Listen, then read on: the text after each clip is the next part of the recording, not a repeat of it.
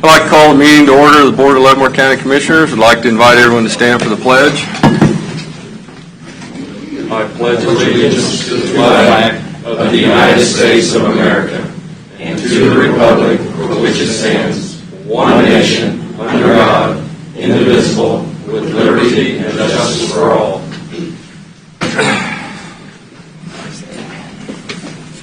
I'd like to start with a moment of silence, please.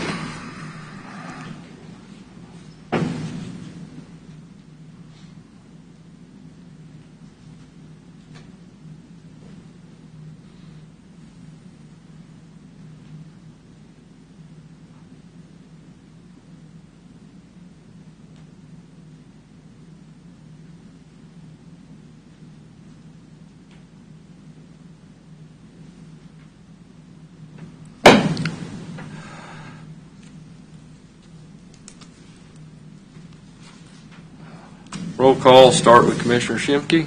Here. Commissioner Stevens. I'm here too. And Commissioner Smith. And Commissioner Cobb. Here. And Commissioner Culberson. Here. Changed it up a little bit. Yeah, tell me I'm correct. Yeah. And I'll open up the public comment portion for our meeting. Citizen desiring to speak on an item that is directly relevant to the County Commission business may do so at this time. A speaker shall refrain from making personal, rude, or slanderous remarks against any person. Individuals, personnel issues, and pending legal matters shall not be discussed in open meetings, including the citizen comment portion of the meeting. Anyone wishing to come forward and speak on anything on the agenda items today?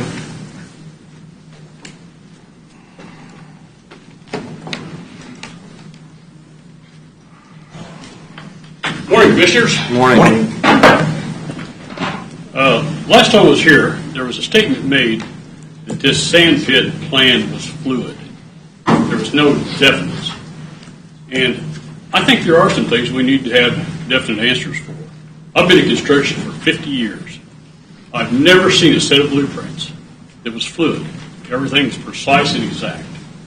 Would I be able to hand you guys some pictures to look at? Absolutely. Okay.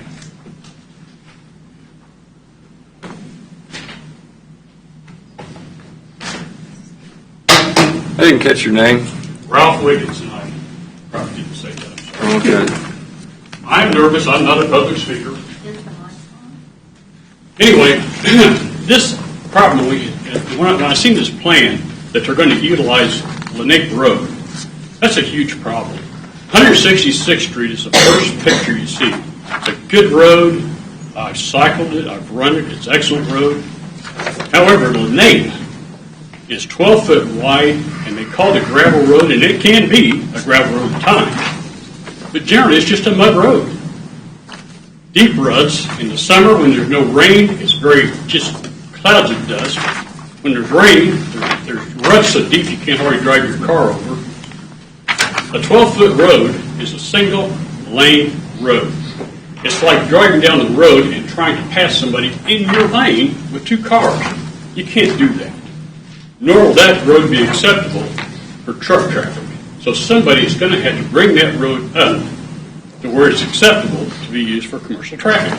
Does Call Valley do that? The taxpayers do it? Who pays for that? I don't know. That needs to be addressed. That's a lot of money. In fact, they say it costs $2 to $3 million per mile to make a commercial road in a rural area.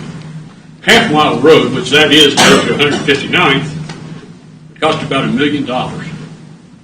And even if the county put that $1 million into it and made that road acceptable, when they hit 159th Street and they go to the private road that Call Valley is proposing to put in, and could I also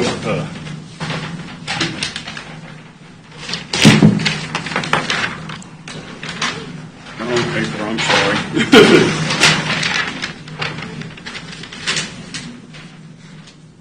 The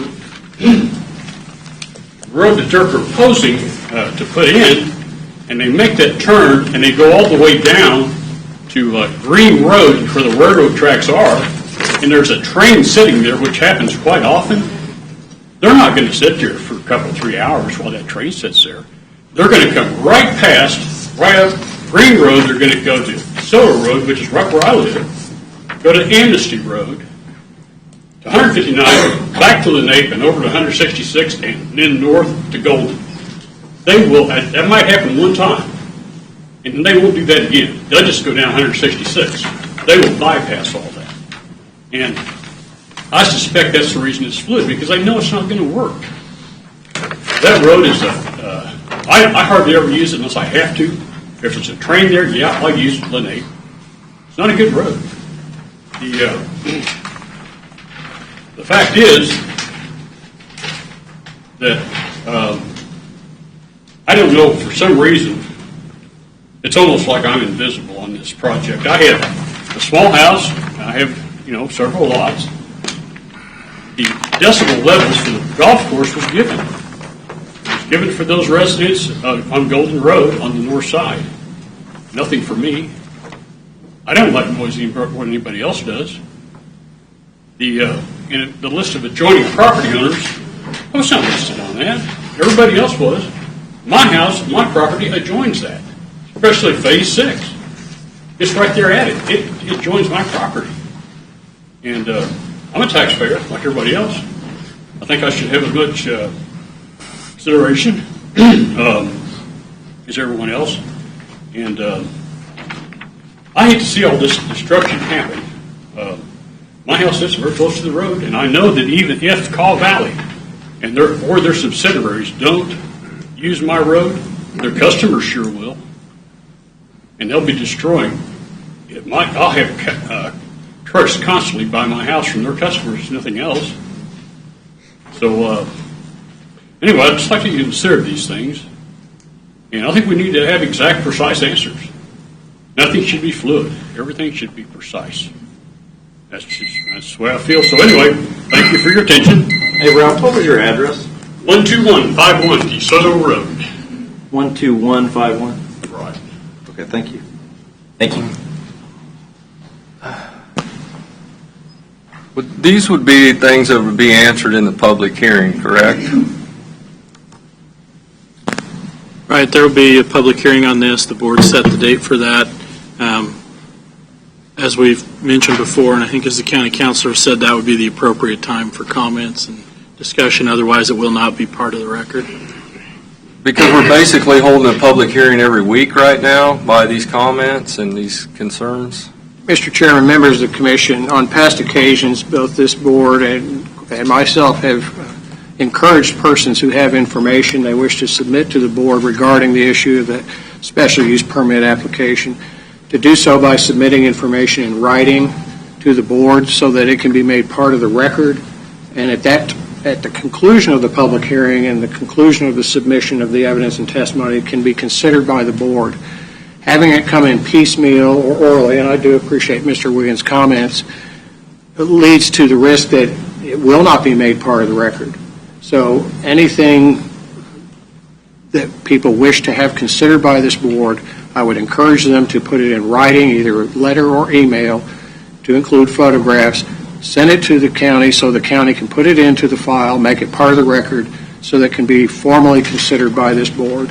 The whole purpose of a public hearing is to create that record, to give persons the opportunity to be heard, and to have it noted on the record so that this board has to consider that. So that's my comment with respect to that. Certainly people have the right to come up during public comment, but it is not a substitute for a public hearing. Would this be acceptable? In writing? Can I give you this? Sure. Did you want to submit these two? Well, I can. I would like to. No, let me stop you. Go ahead, we can't stay here all day on this. Hey, hope I'm not repetitive on this. Thanks for letting me speak. Name, please. Rich Pettibon, property affected, 15759 Loring Road.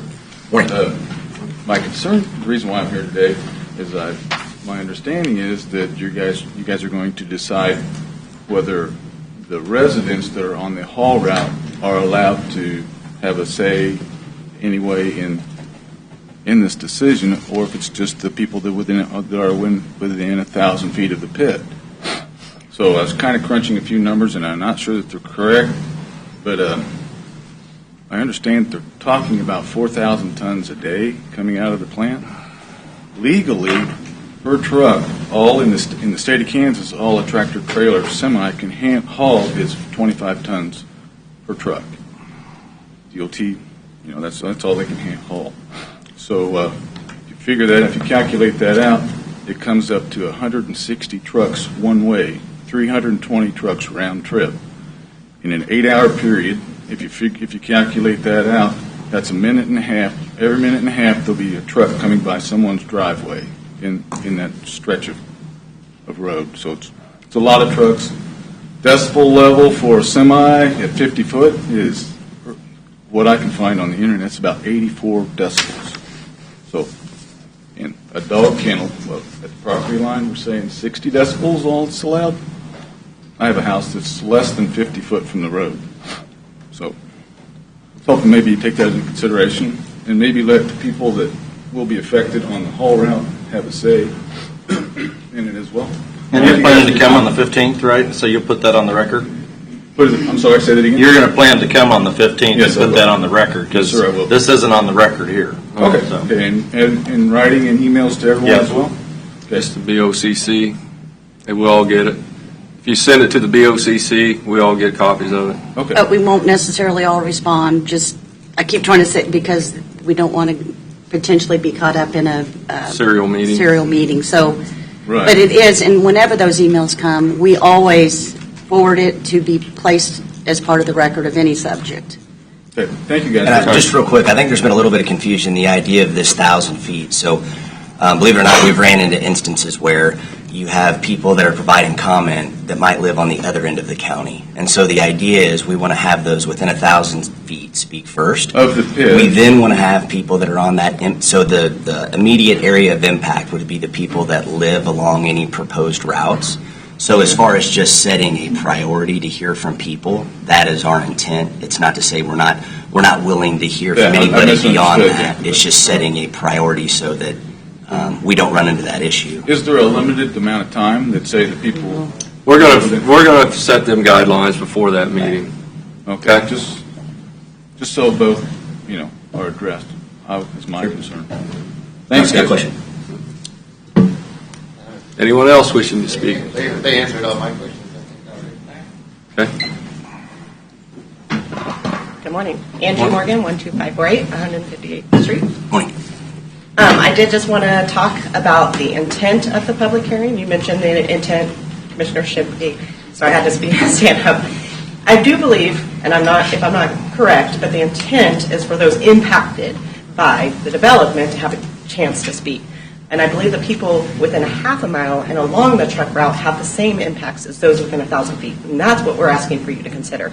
Those things include potential contamination to well water, the noise pollution, the safety of us on our roads, and also the financial burden to the depreciation of my property value, which is within a third of a mile. It doesn't even classify just in the 1,000 feet to speak. So I get what you're saying. I do think that that's your job. So you guys do get to determine the intent of the laws and the regulations. But I do think the intent of the public hearing is applicable to those along the truck route and with that area of influence on the well water. Thank you. Thank you. Thanks. I think it's pretty clear that we're, as a commission, are going to be open to everybody voicing your opinions. And that night of the 15th will be The time to do the it. time to do it. And there's not going to be any closing people down. It's going to be Well, there full probably hearing. will be a time limit on how long each individual can Right. speak, just like here. But I also think that I really, really implore all of you, even if you're going to come to speak, you just said, can I hand you this? Hey, put it in writing, have it to where it can be submitted, and that we have in writing a record of what you had intended to say, because, like you said, you get nervous. You might not get all of your words the way that you want them to come out. And so put it in writing and bring it. Then if the time goes on and we have to cut off public comments, you can put it right there and submit it as a document that is going to be placed on the record for us to consider as we're making a decision on the application. And I wanted to bring that up in administrative business, that we come up with some guidelines, not today, of course, because we'd have to all agree and maybe even vote on it, but we could do that start working on that and present that and put it on there for a vote. How we're going to, the time limits and the people who are going to be on that list to be able to speak, whether it's all everybody on the haul route and everybody within 1,000 feet. Just throwing that out there. That was what I was going to bring up during, but we're talking about it now, but I'll do it again anyways. Anyone else wishing to speak? Hi, Sarah Williams, 12725 166th Street. I'm back to discuss the access to documents. I'm sad to say that on January 15th, a few of you said that we the people living in this county affected by the sand pit, would have access to documents for approximately 60 days. And then last week, that got blown out of the water. And I'm curious, when, again, can public access documents? What documents are you speaking about? I'm speaking about, there used to be a folder sitting on the counter in planning and zoning or somewhere within the office, and we could go in and sign in and ask to use it and look at it. And that got too big, and so files were kept digitally from that point on, from late summer on.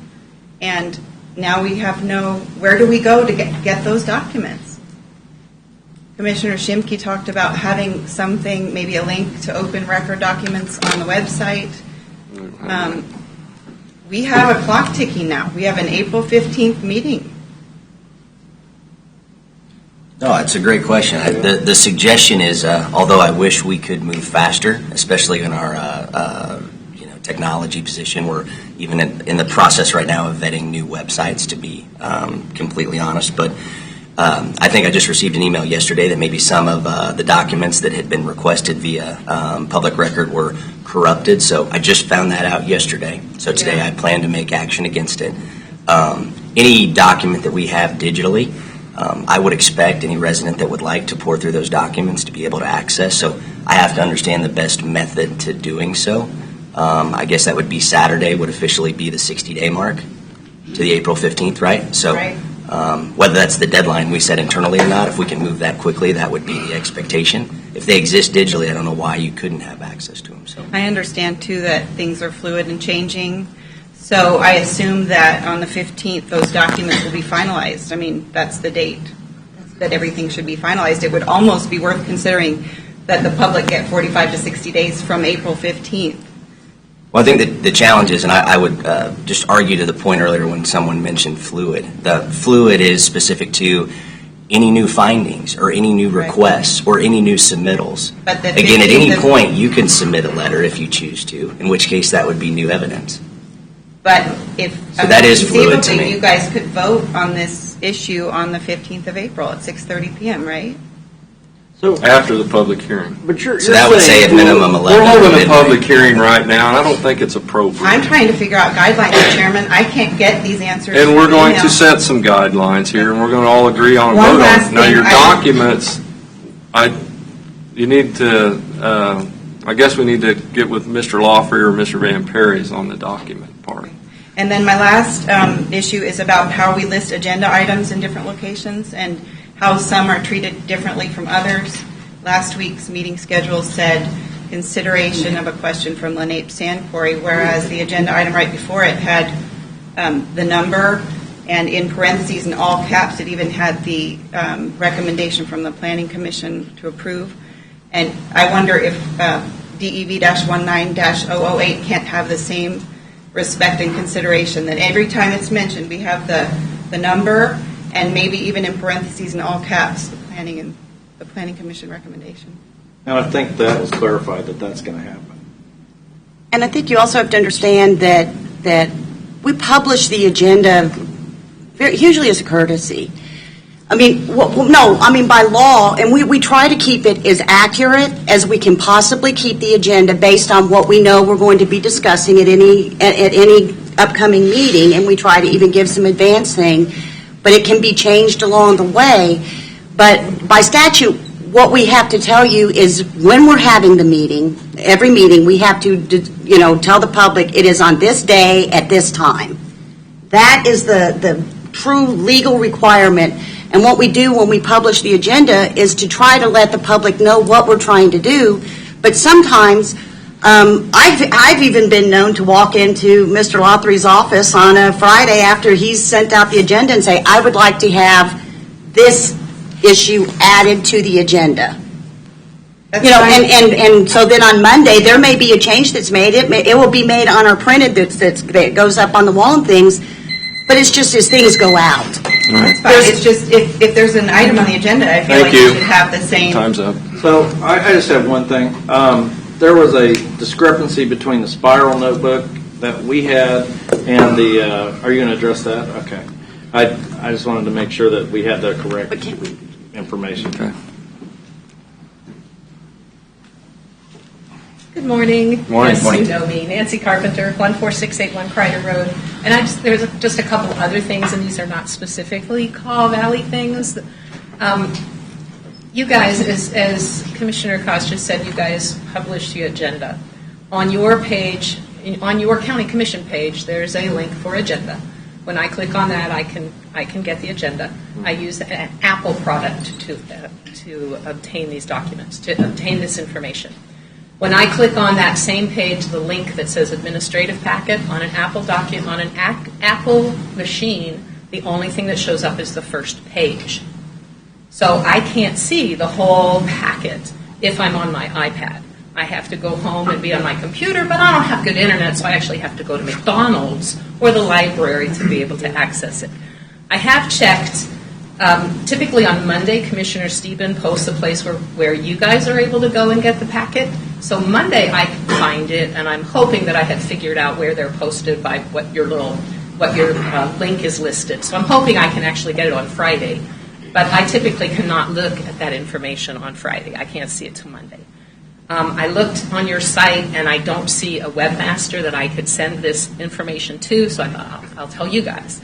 Because that would be a very easy fix. That's just making sure the link is correct. The link is also incorrect on your Planning Commission page. When I look at the agenda on the Planning Commission on an Apple device, I see nothing. I know how to get to that. I have to go under Documents, Publish, Agenda, and I can find it. But if we really want the public to be able to have easy access, the links need to work. And we're working on that. I know, but I thought, since the public has become way more interested with some of the things, I thought if I just pointed out these couple easy places that just need a link fix. Well, I think that's great feedback, Nancy. Thank you. I would share that one of the challenges we have is there are several different browser types. There are obviously lots of different manufacturers, and if you try to take a video with your Apple product and send it to my Android product, I can't hardly see it. So some of those challenges are probably outside of our technical capability. I'm not saying that it's still not worth us looking into. Well, I do know there's actually more Android users than Apple users, so whatever that's worth. Well, but I think I get into this conversation I quite a haven't bit. done web design in 30 years, but the first lesson that we learned was make sure that the files that you're linking to are located where you say Right. you're linking. And right now, those are two instances where they're not where it links to.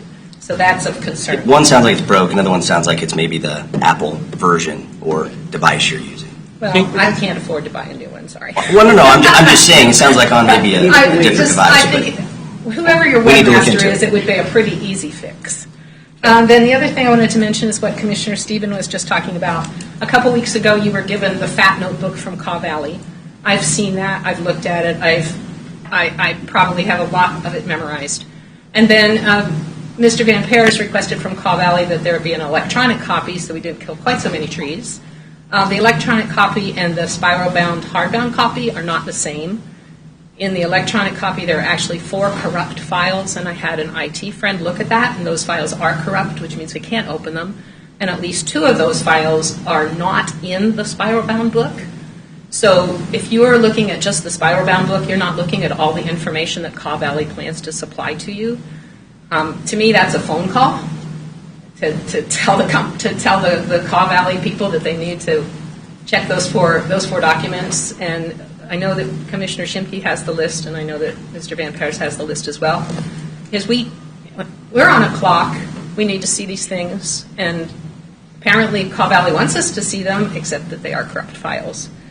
The other thing I would ask is, I know that you are not obligated to make minutes incredibly detailed, but I would like to see a little more detail in your minutes from the last meeting. I was said to have talked about the minutes from the January 15th meeting, and that is not what I talked about. So the accuracy of the minutes is it's disconcerting to those of us that are coming up here each week to talk to you guys. You're talking about on the minutes, these minutes? The minutes from this past week. How would you summarize what you did? What I did was talk to you about on January 15th, we were promised 60 days with final documents. That's what I talked to you about. And that's not what the minutes said. The minutes said I talked about the minutes from January 15th, which is... Well, that can be amended easily. And I'd also like to see each time that Caw Valley is mentioned that it is listed as proposed. It has not been agreed upon.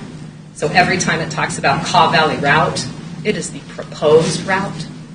It is the proposed document. Mm-hmm. Thank you, guys. Thank you. Okay. I'll see you next week. Thanks, Nancy. Anyone else wishing to speak in public comment? Well, my name's Pat Proctor. I live on Kickapoo Street here in North Leavenworth. I'm going to change subjects on you, which you're probably relieved for. But so I've thrown my name in the hat for consideration for the Judicial Nominating Committee. I wanted to take a minute to talk about why I did that. So many of the challenges that our state is facing right now are, in my opinion, the result of activist judges. And I think that we need somebody on the nominating committee who is going to ask tough questions of and about our judicial nominees.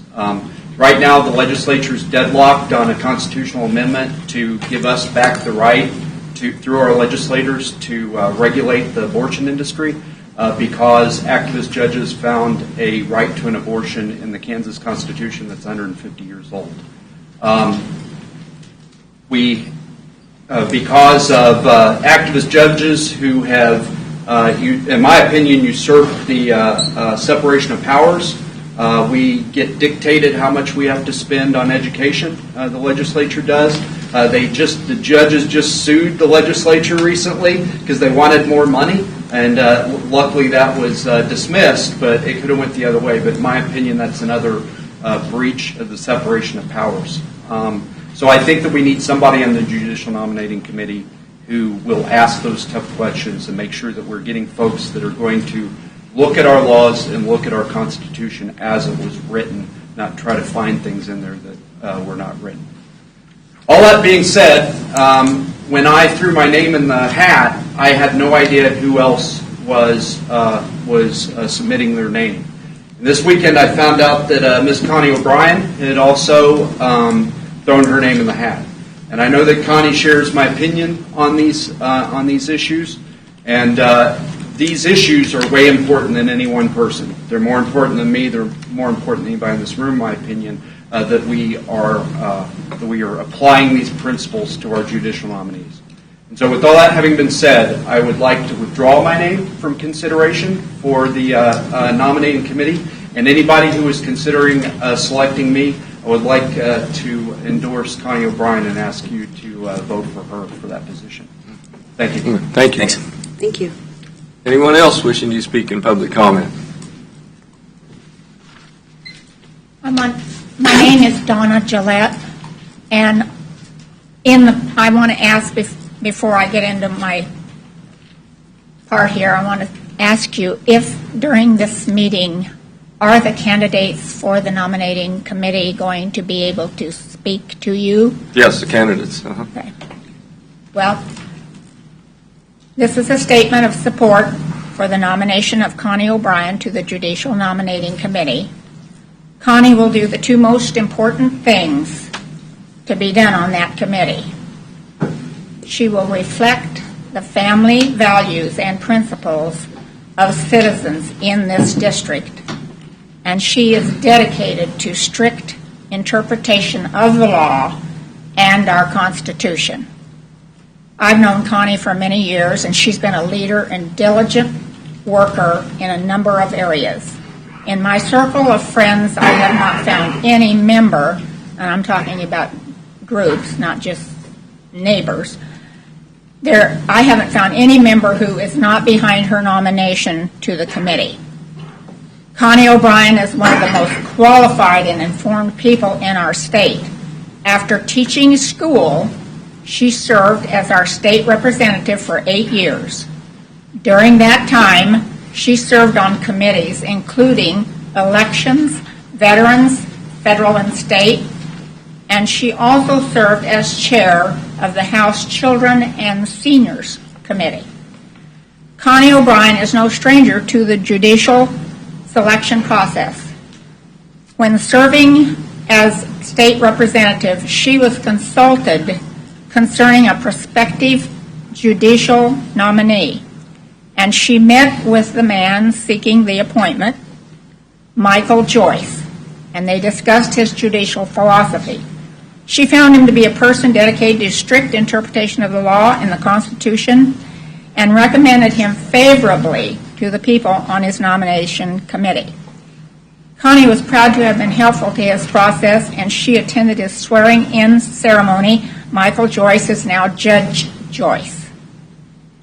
Connie's a dedicated public servant. She is currently serving on the board of the Kansas Real Estate Commission. So to recap, on the nominating commission or committee, Connie will reflect the family values and principles of citizens in this district and will recommend for judges those who follow the law and the Constitution. Thank you. Thank you. Anyone else wishing to speak?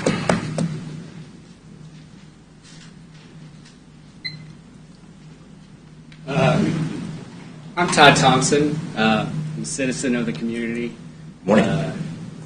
You can use my address as 601 South 3rd if you want to. Where you spend most of your time? Yeah, that's where I spend most of my time.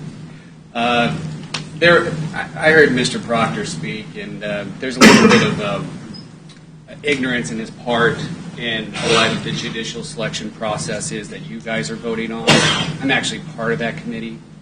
So if no one ever actually, I didn't even know this was happening. I was here for another matter, but you can ask me any questions you want. I'm actually part of that. I know all the members on there.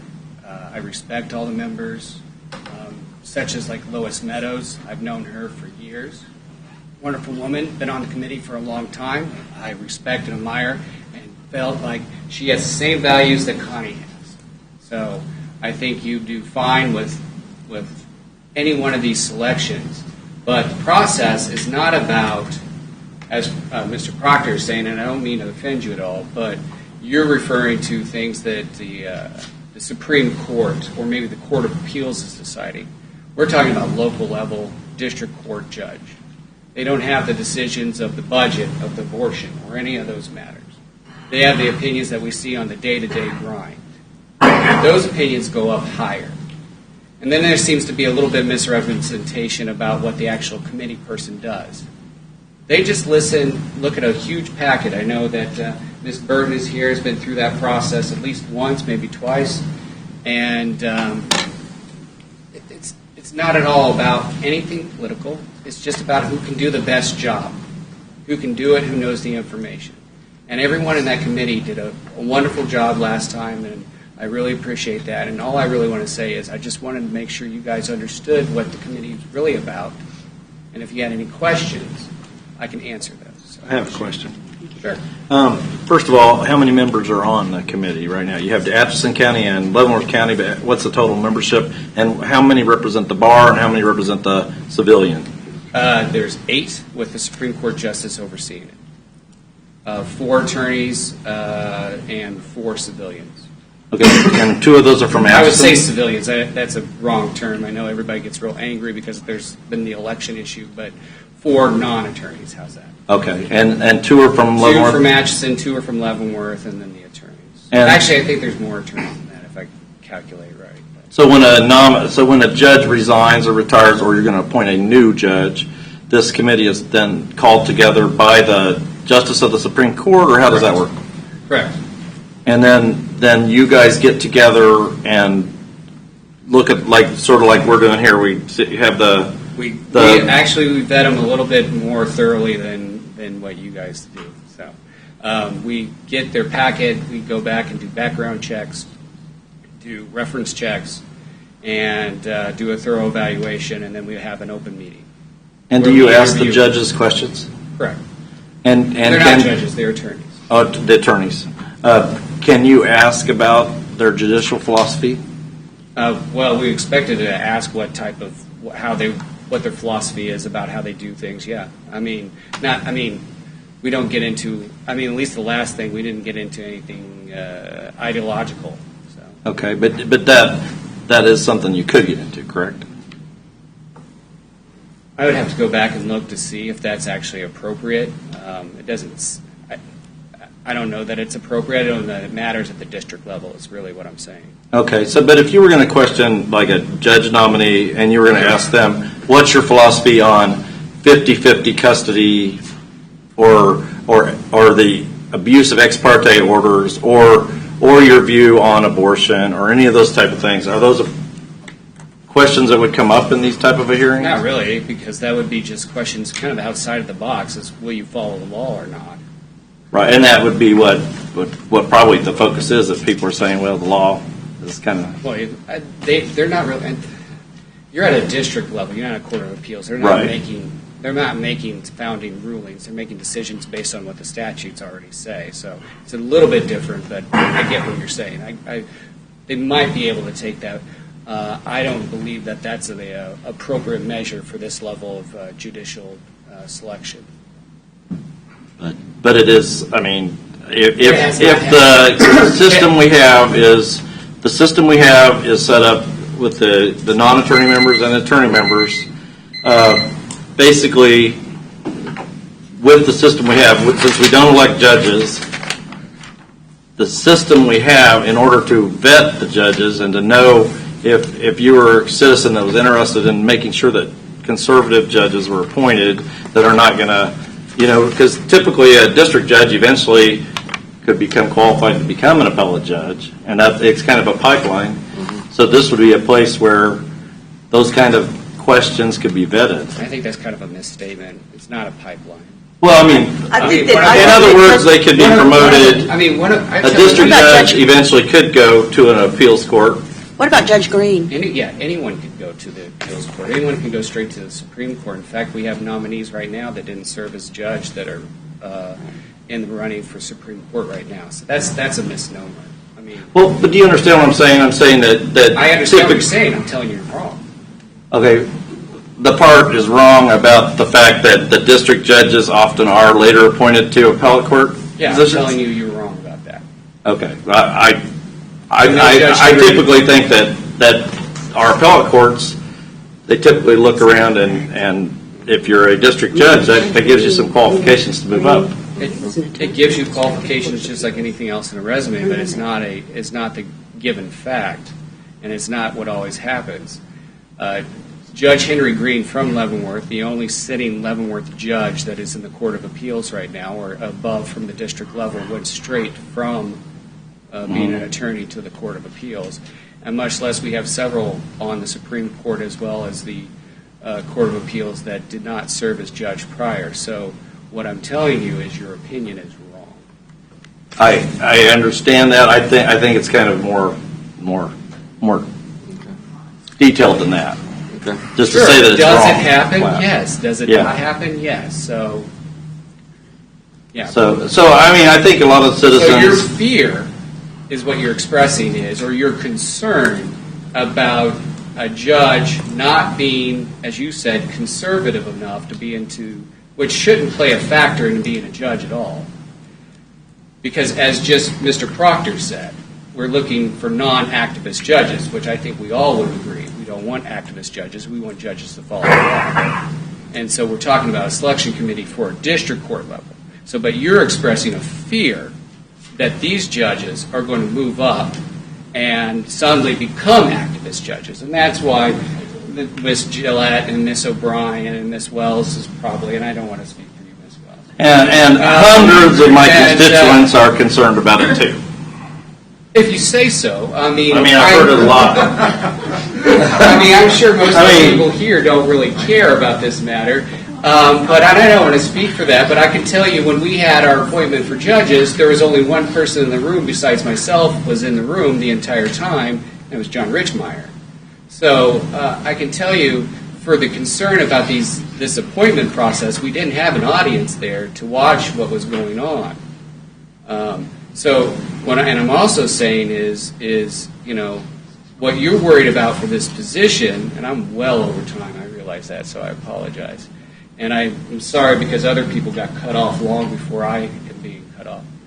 I believe you're over concerned about the concern. I believe we just need to look for a fair-minded and honest person to get up there and do the work. I've known Connie forever. I'm not saying that Connie's not qualified. I've known Lois probably longer than I've known Connie, and I really respect her. Similar with Mark Preisinger, who's the other representative from Leavenworth. And then I know the other attorneys on there.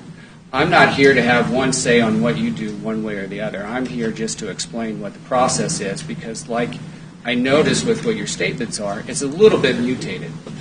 You're talking about possibilities and can it happen, but I'm telling you that we have judges that have not gone from the judicial spot to that. And I can't say that there's a statistic out there, and there probably is, about the amount that they do. But I know the chief judge of the Court of Appeals right now was a magistrate judge, not a district court judge.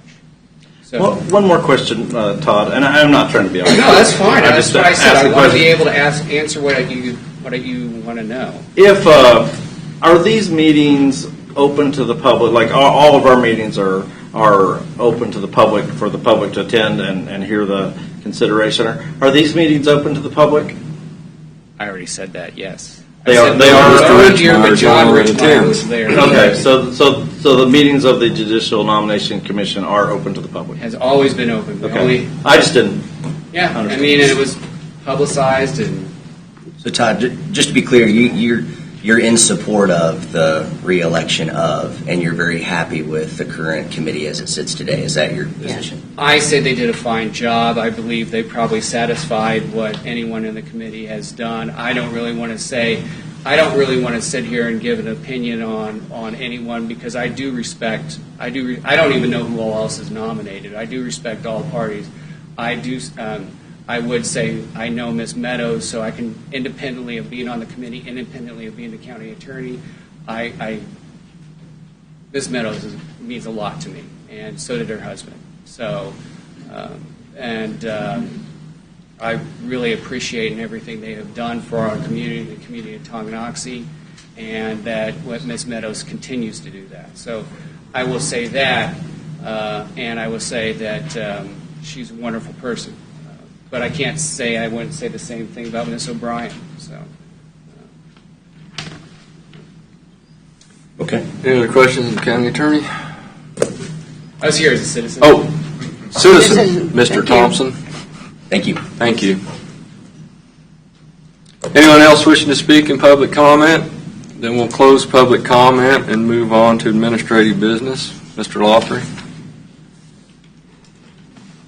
The only thing that on administrative business day is just to remind everybody the courthouse will be closed on Monday for President's Day.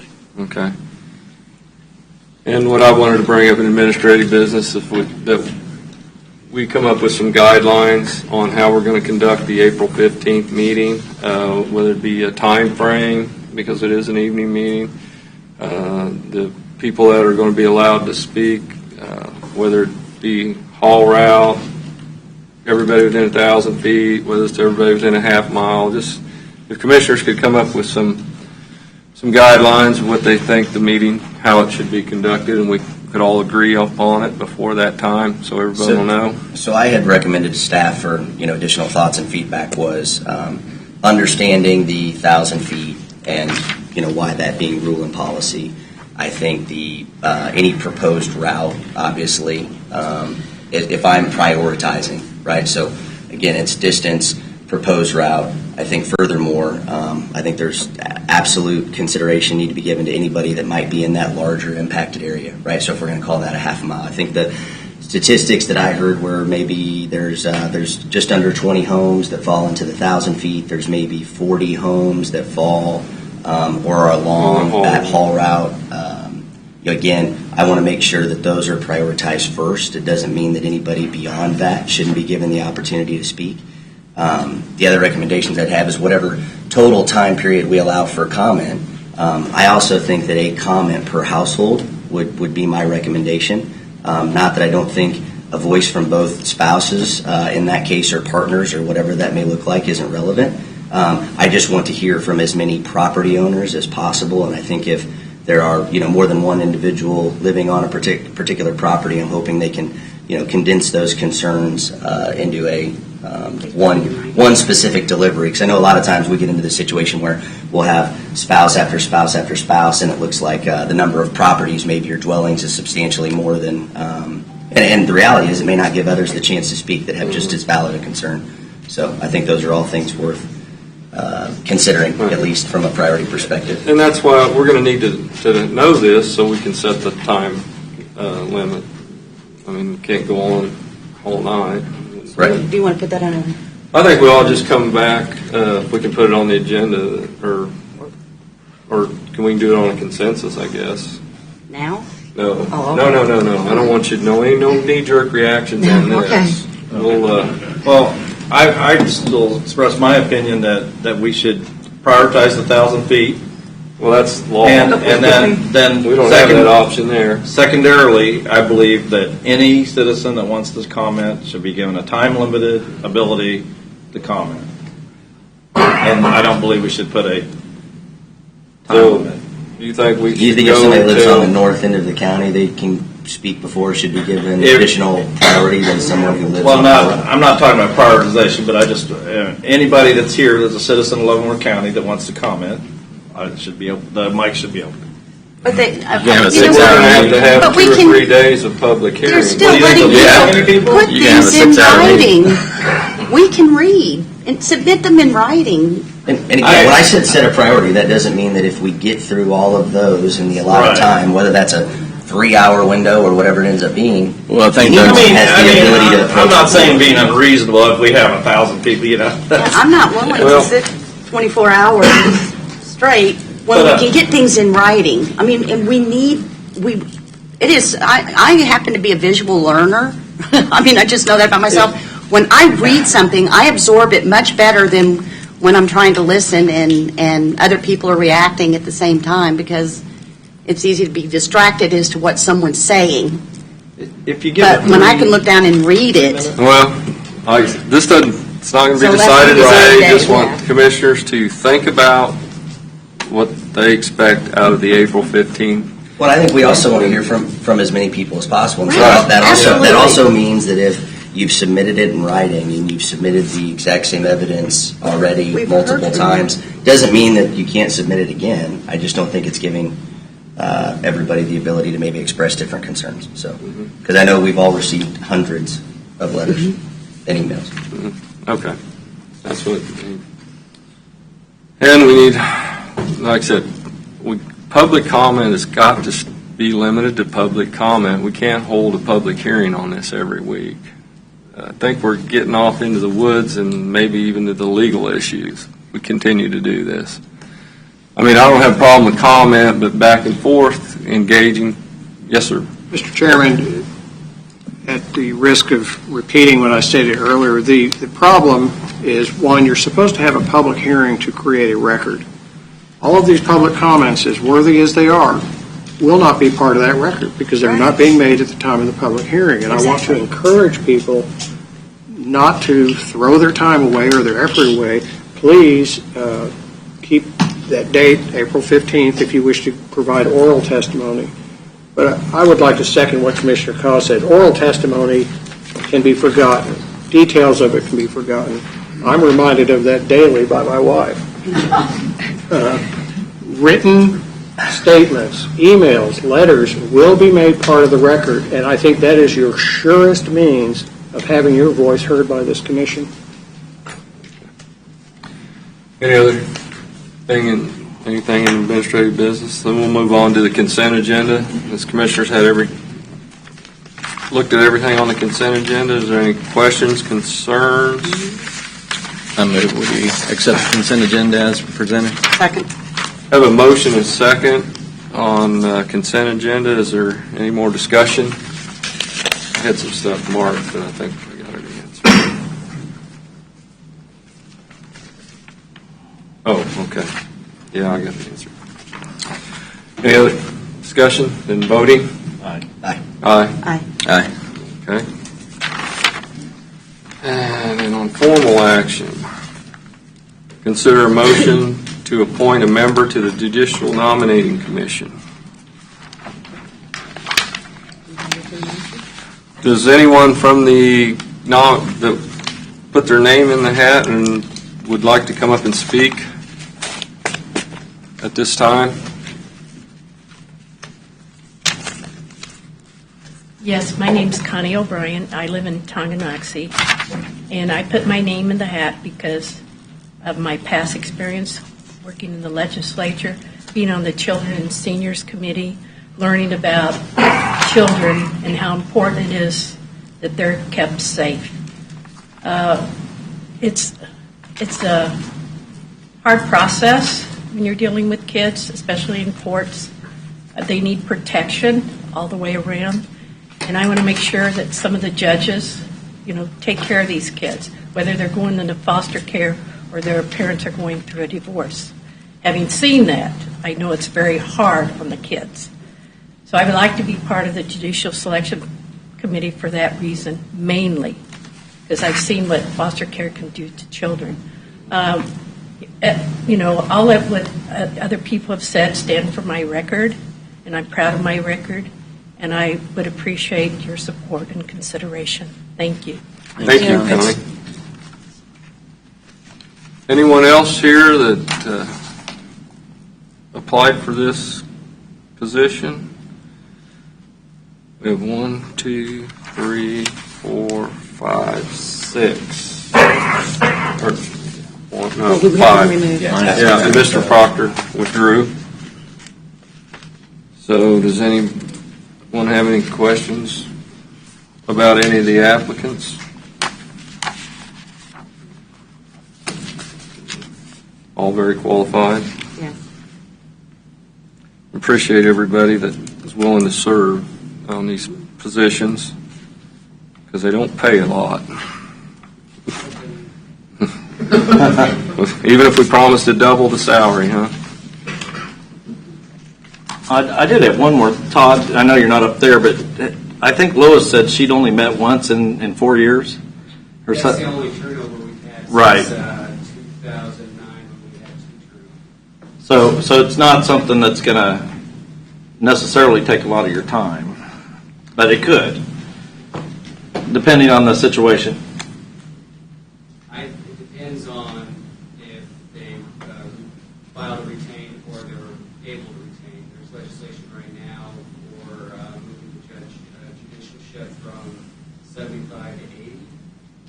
Right now it's tabled in the legislature, so not sure. We have one judge that is possible for that, so for that mandatory retirement.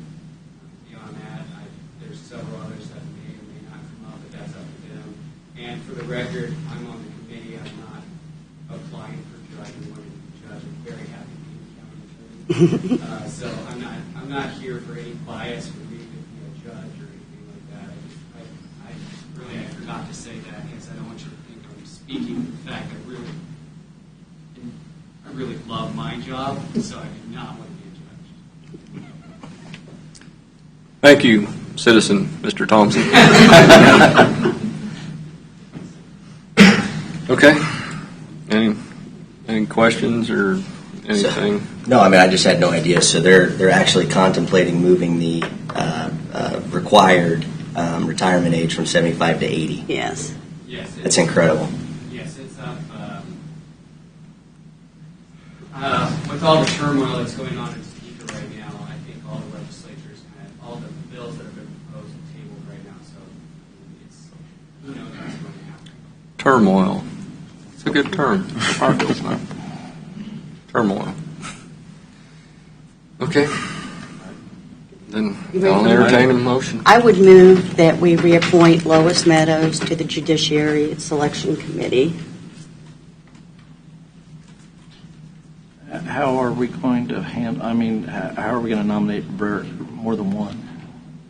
Are you going to nominate one at a time, or the way we handled the Planning Commission was we did a ballot? Okay, well, I'll ask Mr. Van Paris. This be handled through a motion, or is it going to have to be a ballot? It's your discretion, Commissioners.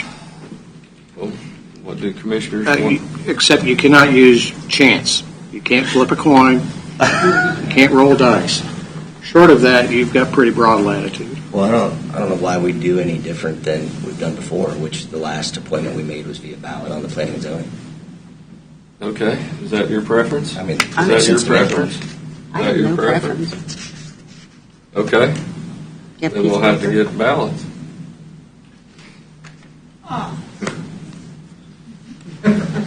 Here. Vote it.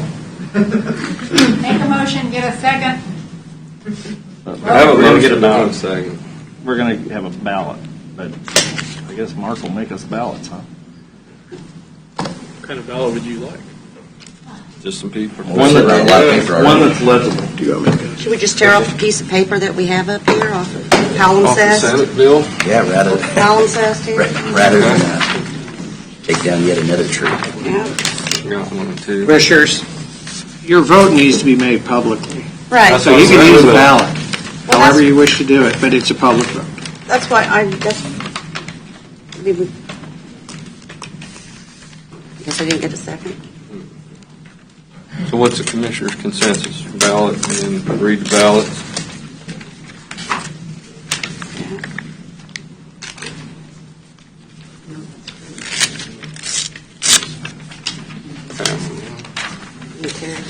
What'd you rip yours off of?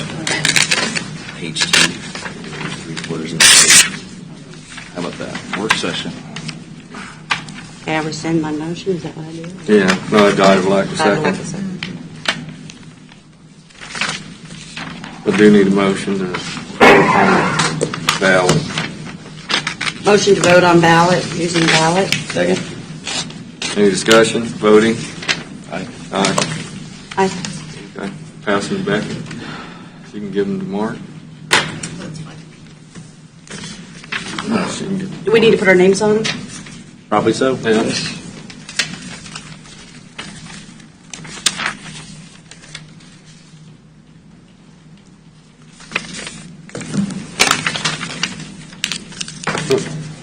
Law firm.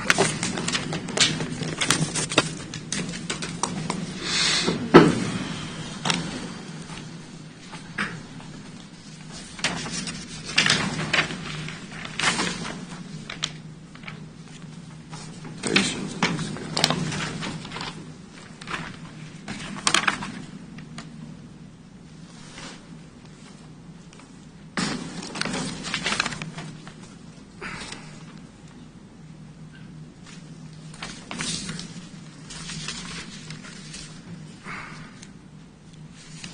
Does it need to be? Commissioners,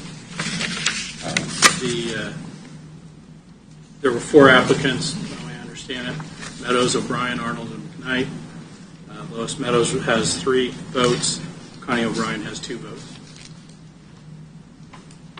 Would you like me to read who voted what? I can, or you can formalize the action by motion for the applicant. Then make a motion. Just read it. Approve it.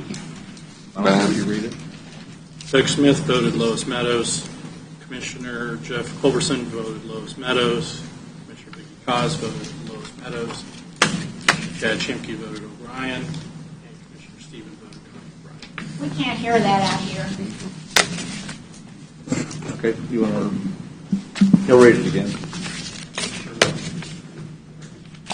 Commissioner Doug Smith voted Lois Meadows. Commissioner Vicki Cos voted Lois Meadows. Commissioner Jeff Culberson voted Lois Meadows. Commissioner Chad Chimke voted Connie O'Brien. Commissioner Mike Stevens voted Connie O'Brien.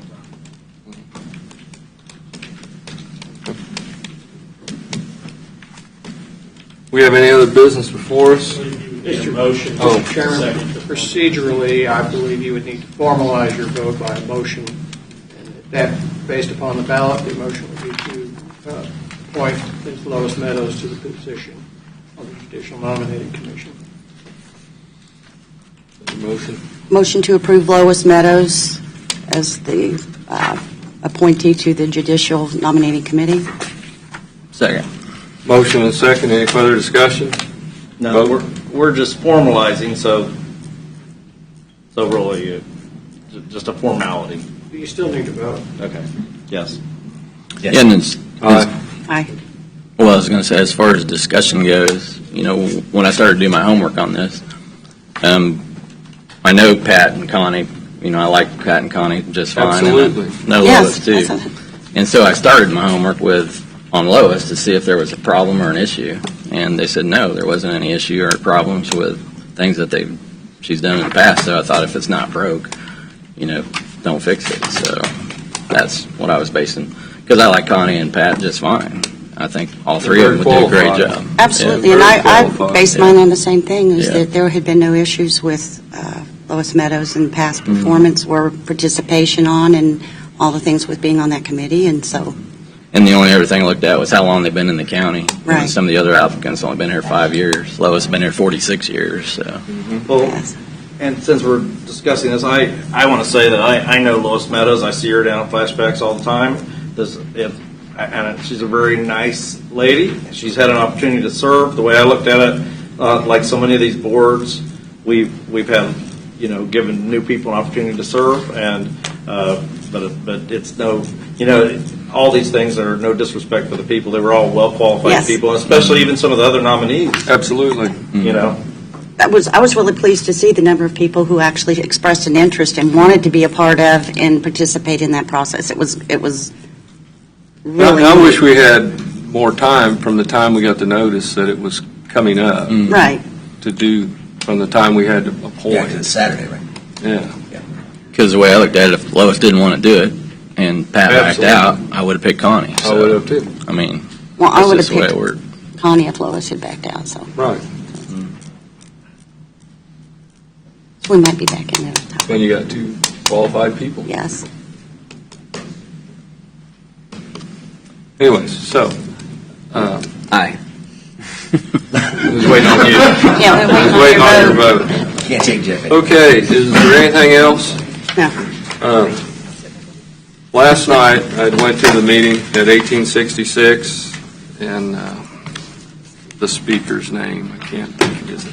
But, what, Connie? Michael Austin. Michael, yeah, awesome. Anyway, this is what's going on in the legislature right now. These are some bills. I'm going to go out tomorrow, so I won't be able to go to LCDC. Can somebody cover that? I can't make tomorrow. I planned on it, and then this come up, so I'm going to go to Topeka tomorrow. I'm going to be at Topeka too. I can't guarantee that All I right. will be there, but I will do my very, very best to be there tomorrow. Well, I really want to go. But anyway, I've got some information on what's going on, and it looks like 294 it's gaining some traction and probably pass. I was at Leavenworth City Council meeting last night, and they brought it up. Mm-hmm. They voted to have their administrator Attend. talk to them about not passing it, or let them know that they were against the bill, for what that's worth. And there's a lot of details to work out yet. I mean, it's a long ways from getting over the finish line, but I do think you're going to see some property tax bills get pushed through to have for some relief to our locals. I think this is a year, so we may be changing the way we do some things too around here with that. But until I get the final version and get it pushed back to the finish line, I guess there's nothing we can do. But if anybody, I got the graphs and the charts of what the increases have been locally here on property taxes, and I wanted to share that with everybody in an open meeting. Didn't want to, and this, you guys can pass that around, keep it. Being as we shared in an open meeting, you guys can pass it amongst yourselves after the meeting, what's going on in the bills. So, anyways, with that being said, does any commissioners have anything that we need to bring before the board, or what you're doing and what's going on? I went yesterday and testified before the Senate Assessment and Taxation Committee with one of my constituents, Brian Habian, about the outbuilding legislation. And we are asking the senators to not add, like you say, property taxes are becoming a real big issue in the legislature. The people down in the southern part of the county, they need this relief on their property taxes. We hope the bill will stay clean, and that's what we're asking them. And tomorrow, the hearing is at 3:30, planning to 10, and Brian's going to come and testify again. He loves some outbuildings, and I'm hoping some of our other constituents from the southern part of the county can come up to Topeka as well. Anybody that's been affected by the tornado that had outbuildings that are paying taxes on them, that the buildings are no longer there to the end of the year, should be there. Yeah, and hopefully we can. They told us they'd move these through the legislature quickly, and things are getting kind of gummed up there. Okay. I just got Basher tonight, and then I'm going to go to Topeka tomorrow. Got anything coming up? No, just attended Lansing City Council last week, and then wanted to give Senator Braun a big thank you for he's been very engaging as of late. I'm working on some different road projects and working with KDOT and trying to secure some funding. So kicking around some ideas with him last week. I know he's looking for more, so any of our city representatives that are here or potentially watch this realize that there's never enough funding, but it starts with projects that are ready to go. So those, one that we talked about was County Road 30. We talked about, again, just kind of longer-term projects like the 152 bridge proposal, but again, kind of low-hanging fruit projects that we could get funding as early as 2021. So be thinking about that. I am meeting with Senator Braun on Friday, so. And I know you're leading the charge to maybe help coordinate getting a meeting in Topeka with KDOT and all the stakeholders. So I think that's needs to be a priority. That's great. Thank you. That's where we need to have it. So, anyway, you have anything, Commissioner Cause? Well, I guess I'm going to do LCDC tomorrow if all possible. Well, thank you. And then the League of Women Voters on, so then I won't be going with the League of Women Voters tomorrow to Topeka, but I will be at the League of Women Voters meeting on Saturday, and the Mental Health Task Force meeting next week. And I think that's it. Yeah, and then attended the Lincoln Day dinners last Saturday, along with Commissioner Stevens. I was in San Diego. Okay. Well, we had good food. It was in Hawaii. Good food. Anything else? Like I said, I want to thank all the people that put in for this nomination, or for the nomination committee, judicial nominating committee, willing to give your time, and they were all very qualified applicants. Wish we had more than just one seat. So, with that, we'll do a motion to adjourn and then go into a work session. Motion to second. Voting. Aye. Aye.